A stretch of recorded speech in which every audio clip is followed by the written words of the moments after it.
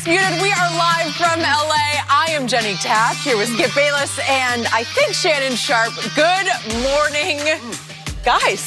How we doing? So let me get this straight. You're celebrating your wrong pick. Yeah. You picked the Dallas Cowboys to beat the Green Bay Packers. Now you're celebrating your bad pick. I did. Is that what we're doing? I don't mind being wrong sometimes, Really? Skip. Oh, you don't mind? I don't mind it. No. How you doing?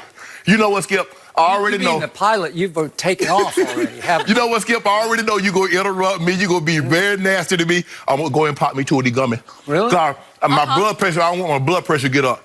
Really? And Snoop told me to tell you what's up. How you doing today, Skip? You good? I am real good. You real good? Got a lot going on over here. This is old Snoop product right here. Give us some, Skip. Give us some, Skip. Give us some. Barely. Just a little bit. Are you going to be okay today, Shannon? This is old good Snoop product here. I thought you were in shape, but I don't know. I am.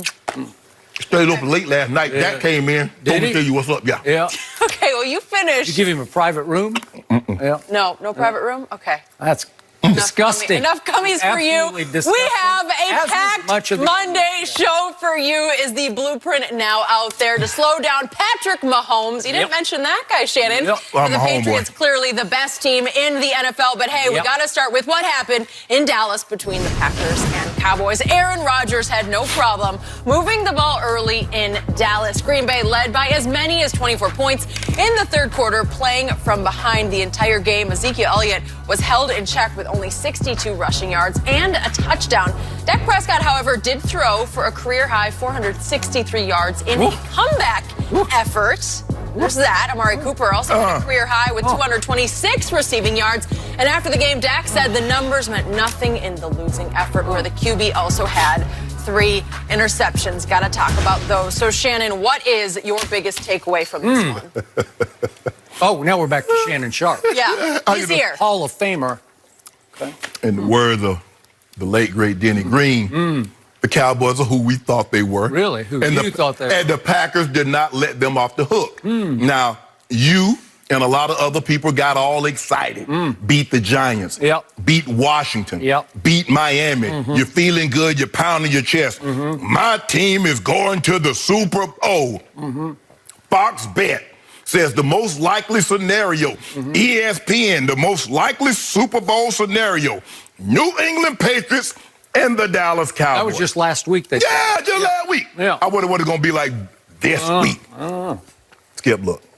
The Cowboys' 3 wins have come over teams with a combined 2-12 record. That's fact.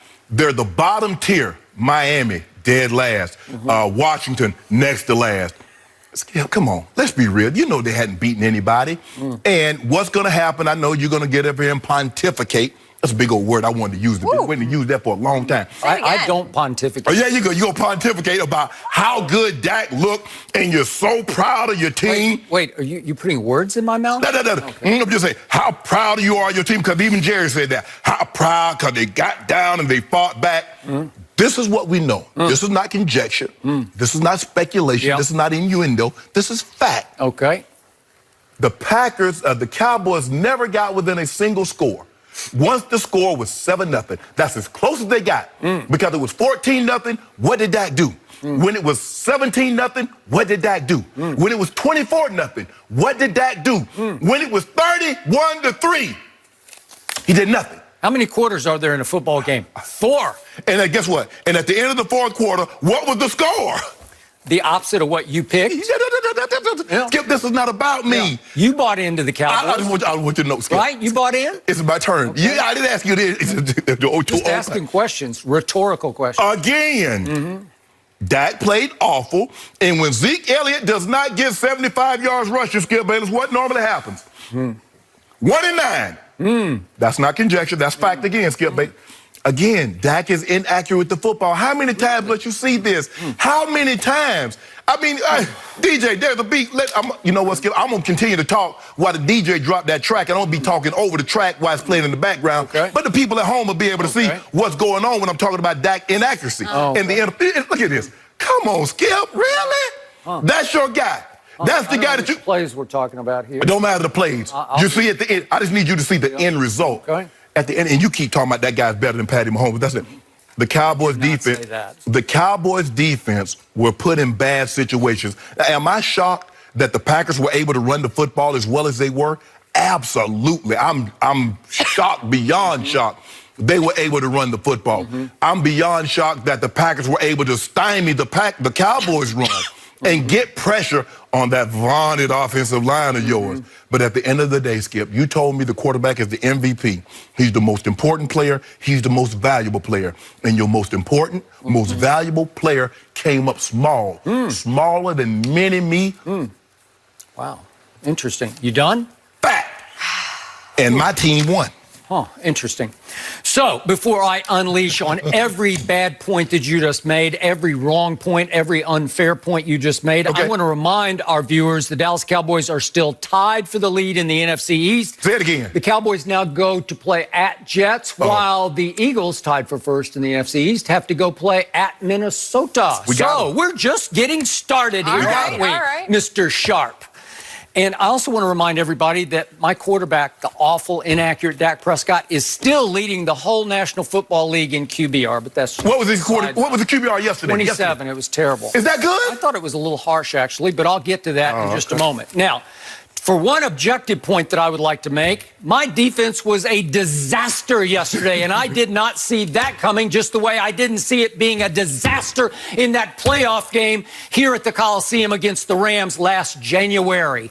I don't get it. I don't know. They just didn't show up, and I told you last week to watch Aaron Jones, because the real Aaron on the Packers now is not Rodgers, it is Jones.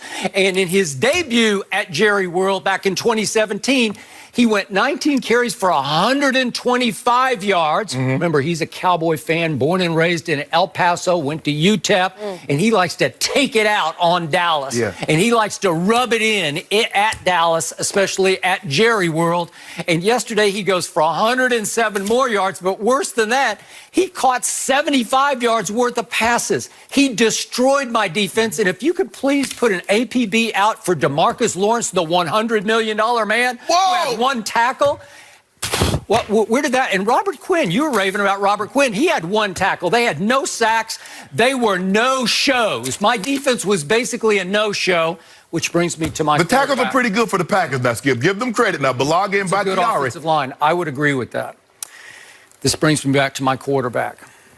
My biggest takeaway from that game is I'm just so glad that Dak Prescott is my quarterback. Me too. Because you will not find a mentally or physically tougher quarterback in this league than Dakota Prescott. Reigned Dakota Prescott, and he nearly reigned as in R-E-I-G-N-E-D yesterday, because what he did was extraordinary in the second half. He was down his star left tackle, and then he lost his star right tackle, and all game long, the two Smiths from Green Bay, the guys you raved about all last week, Za'Darius and Preston, they were all over Dak Prescott on nearly every throw. And he stood tall, and he stood strong, and he stood tough. And would you believe in the second half, the guy who can't throw, the inaccurate Dak Prescott that you just ridiculed, threw for 329 yards? Think about that. 329 in the second half. And you know what? He came within one bad call of pulling off the greatest all-time regular season comeback in NFL history. Cowboy history. No, NFL. I'm talking about NFL. You can go look this up. They were down 31-3 late in the third quarter, and they were on a roll and on their way to the greatest comeback ever when this play happened. And the down and distance, it's 1st and 10 at the 34, and they had just held Aaron Rodgers, forced him into another bad series, 4th and 20, another punt. It's 31-17. And what happened? What happened? Dak throws it to where he thinks Michael Gallup is supposed to be. This is the turning point of this football game. Give me this play back. Throws it to where Michael Gallup was supposed to be. But if we see the slow-mo of what Kevin King was doing to Michael Gallup, this is a mugging. He's slapping him. He's head slapping him. He's yanking his head sideways. You say you like physical football. Yeah, I love physical football, and that's obviously beyond 5 yards. He knocks him completely off the route. Dak throws it to where he's supposed to turn out to, but Kevin King has yanked his head so far inside that he can't turn outside. And not only does Kevin King intercept it. He returns it 15 yards. They go nowhere again because they went nowhere about for the last quarter and a half of the game. But I thought you and said it's my turn. They get a gift field goal from Mason Crossbar, who I thought was hurt in the first half on a tackle on a kickoff. I don't know what happened. He came back and he makes the gift field goal that was just a little too much for Dak Prescott. But did he stop? No, here he came again, and it's another touchdown pass, and it comes down to my kicker, Brett the Fret Maher. Bill Maher, you mean? Yeah. No, not Bill. Oh, he cooked like Bill Maher. Well, yeah. Okay. Well, this is Maher, but this guy missed from 54 at the end of the first half, and he missed a chip shot at the end of the game that would have at least forced an onside kick, and it would have gotten real interesting if we had gotten the onside kick. But still, what you can't overcome is the Kevin King play. So why couldn't Jason Garrett challenge the Kevin King play? Because he had already wasted a challenge in the middle of the third quarter on an Anthony Brown play where Anthony Brown clearly fouled Valdez-Scantling. It was just absurd. Thank you. And Jason Garrett got to start the challenge anyway. Well, Skip, the official says, look, he told him. He pushed him before he got there. He just you don't think throw the challenge it? Well, challenge it. And Jason Garrett says, okay, and out of spite, he blows the challenge that could have saved the game for Dallas. Because then at the end of the third quarter, he had to challenge an Amari catch that clearly he got 2 feet down. Right. So now you're out of challenges. So now you can't save the game, and you have to eat the gift field goal that you just gave them off the bad call. And I'm convinced that the referees had it in for Jason Garrett at that point. Skip. Well, I'm serious. After a while, he starts to get on your nerve, on your psyche, to where you just kind of look the other way and say, just let him play on that. Skip, I'm convinced now they need to do away with this rule. We've seen replays where it's obvious pass interference. Okay, but it could and they know it's Skip, and they never overrule it. Skip, we've seen it. That would have been called. If you went to a challenge on that one, the Kevin King play, he is slapping him, grabbing him, twisting him. It's the most outrageous pass interference I've seen in a long time. I agree. Skip, I'm not arguing, but it's hard for me to believe that they're going to overturn it because I've seen plays just as egregious as that they don't overturn. But Skip, my point is this. Why is it when it's 7-0, when it's 14-0, it's 17-0, 24, why can't Dak do any of that then? Thank you for bringing that up. Let's go back to the first of the game now. And this is a game-changing play that just killed me, and it killed Amari Cooper because it is still 0-0, and the Dallas is driving, and they get it all the way down to Green Bay's 38, and Dak drops back and fires it down the seam to Amari Cooper. And he throws it right where Amari needs to slow and catch it because the safety's still behind him and coming over on the play. And Amari Cooper, if I could just tell you, here it is. And again, not only that, but he runs it back like 40 yards. So it was an all-time killer play because they're going to go in 7-0, and we're going to have a whole different story here. So Amari winds up catching 11 balls for 226 yards in the game. But can I read the quote that Amari uttered after the game? Sure. The only thing that's really on my mind is the dropped ball. He's talking about that pass we just saw. The drop ball and the turnover it created. I feel like it gave them a lot of momentum. I got it. That's what I was thinking. And those are the 3 worst words in football.